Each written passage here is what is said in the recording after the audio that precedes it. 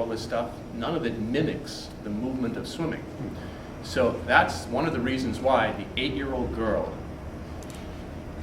can generate more watts than the 40-year-old buff guy, 49-year-old buff guy at the, who lifts all these weights. I know, we've seen them.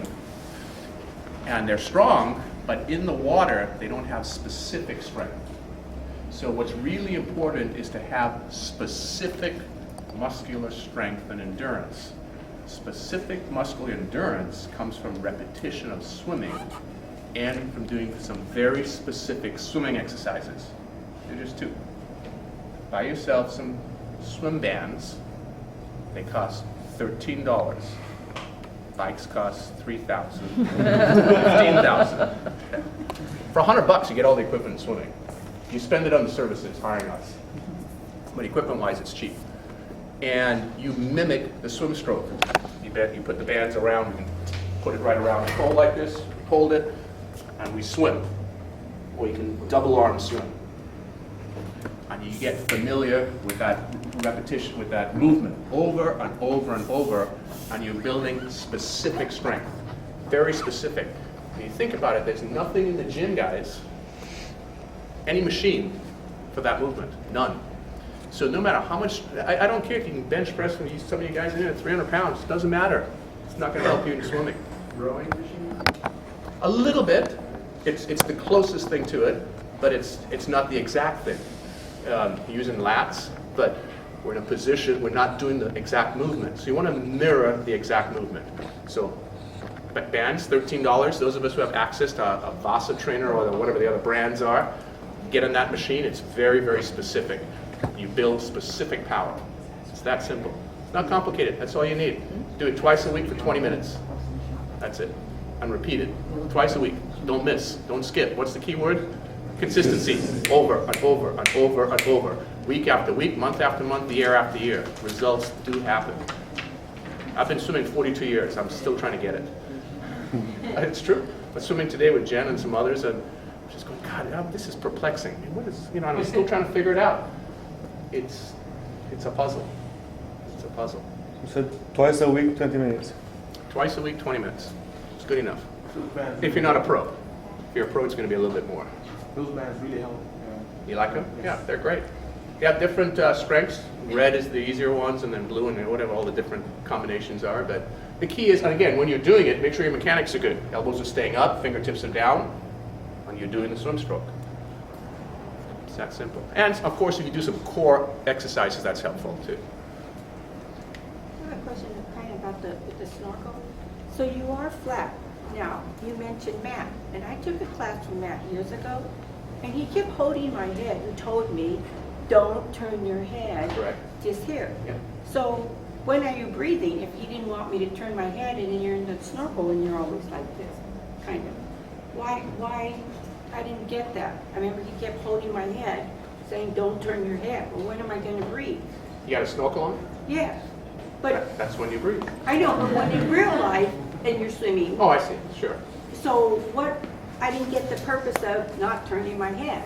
I don't know, because I wasn't there, it's hard to know exactly what Matt was trying to teach, but I presume he was trying to get you to get completely aligned and be taught.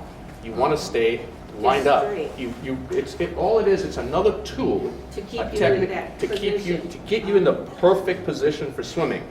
The thing is, once we take a snorkel off and we start breathing, breathing screws everything up, because you get out of alignment.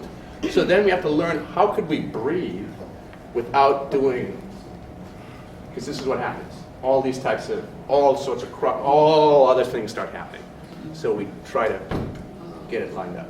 All right, let me review a few things here to make sure I've hit on most of these highlights. Swim more, we talked about that. Swim fast, pull a lot. Workout composition, good stuff. Foundational swims, guys. If you leave here with another little nugget, you need to have at least one of these a week, 75 to 90 minutes. Okay, foundational swims, what I call them. If you can get 2 in a week, better. A little different for Jen. If you're going to be swimming 30 miles, you need more than that. Jen does monster swims. like to Catalina and back. Does a flip turn and comes back. It's true. I'm not joking.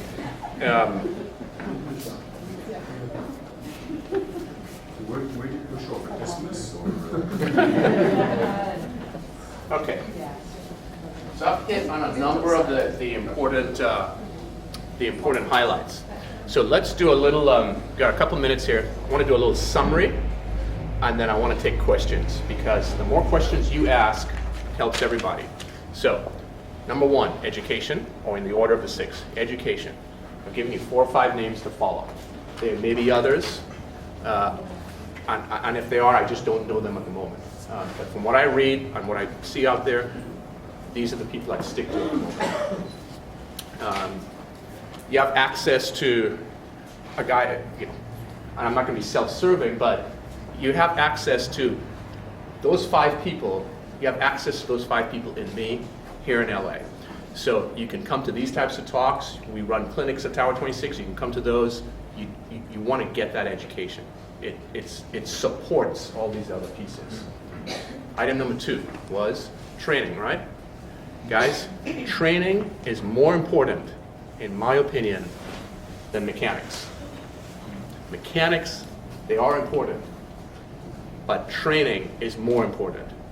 So once you get your mechanics reasonably well, meaning be taught and be aligned, and do that little thing I just showed you about swimming, elbow up, if you can get reasonably close to that, training, frequency,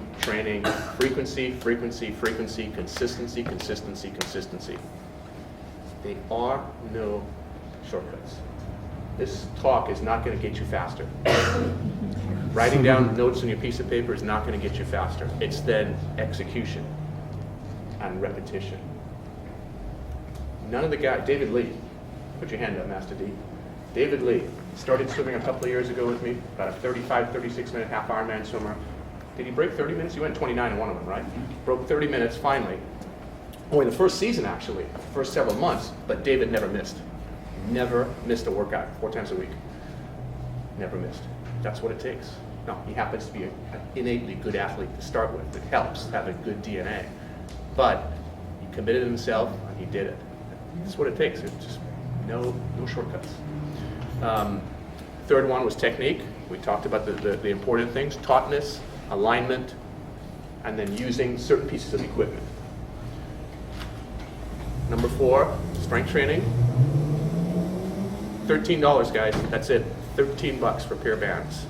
You could get fancy and get ones with handles, and those are $35 or $40. That's it.